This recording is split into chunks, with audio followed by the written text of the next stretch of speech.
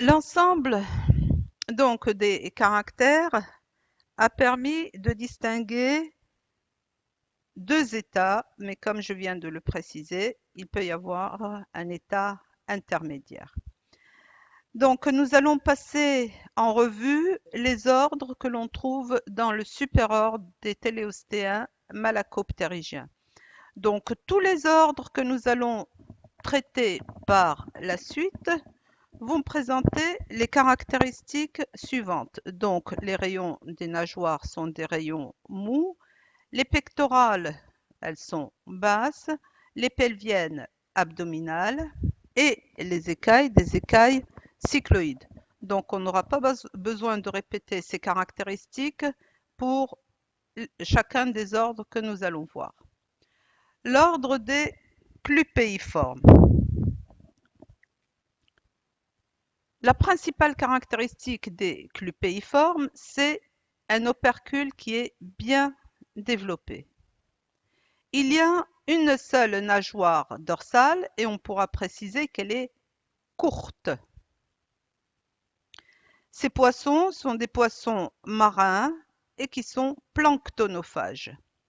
Donc cet ordre-là appartient au superordre des téléostéens malacoptérygiens. Donc nous allons vérifier ensemble les caractères des malacoptérygiens, à savoir que les rayons des nageoires dorsales et anales sont des rayons mous. On voit bien que les pectorales sont situées au niveau de la moitié inférieure de l'opercule, donc elles sont en position basse. Et les nageoires pelviennes, elles sont situées bien en arrière des pectorales, donc elles sont en position abdominale. Dans cet ordre-là, on va distinguer deux familles en fonction de la taille de l'ouverture buccale, c'est-à-dire l'ouverture de la bouche.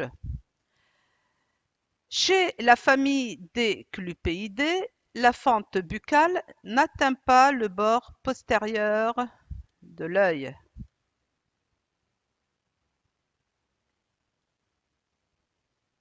Donc, nous avons la bouche, l'extrémité de la bouche et nous avons le bord postérieur de l'œil. Donc, vous voyez que la fente n'arrive pas au bord postérieur de l'œil.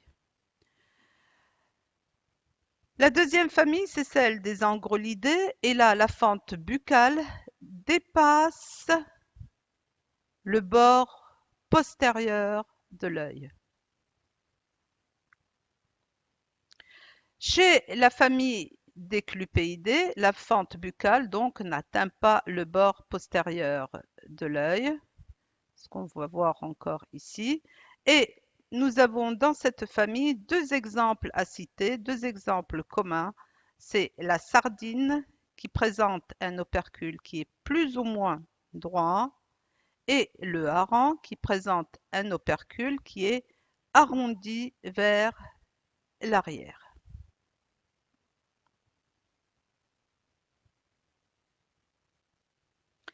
La deuxième famille, c'est celle des angrolidés et là, la fente buccale dépasse le bord postérieur de l'œil. Par exemple, l'anchois.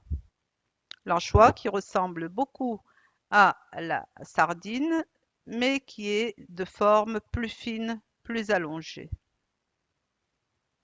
Le deuxième ordre est celui des salmoniformes, donc pour lequel on va encore à nouveau vérifier les caractères malacoptérygiens, donc nageoire dorsale à rayon mou, nageoire anale à rayon mou, des pectorales basses et des pelviennes abdominales.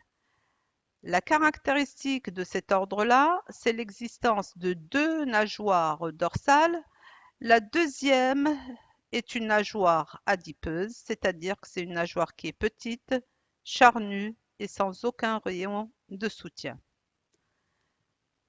Ces poissons se caractérisent aussi par une grande bouche qui est munie de dents nombreuses et fortes.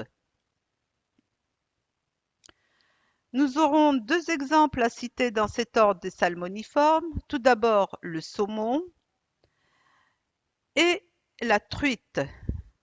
Nous allons pouvoir faire une comparaison entre ces deux espèces et la première va résider au niveau de la forme de la nageoire caudale.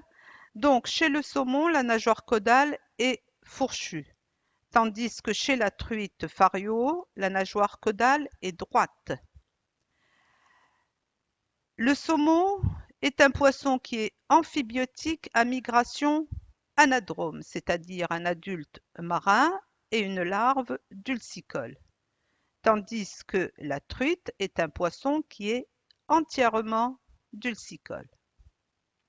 Nous voyons ici l'illustration qui met en évidence donc l'existence de la nageoire adipeuse et qui nous montre aussi la différence au niveau de la nageoire caudale. Donc fourchue chez le saumon et droite chez la truite. L'ordre des aplomes.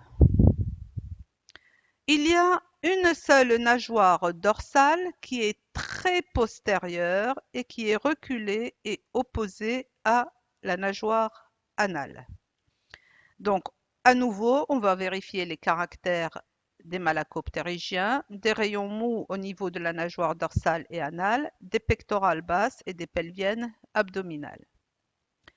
Leur tête est aplatie avec une grande bouche en forme de bec de canard. L'exemple que l'on peut citer, c'est le brochet et c'est un poisson qui est dulcicole.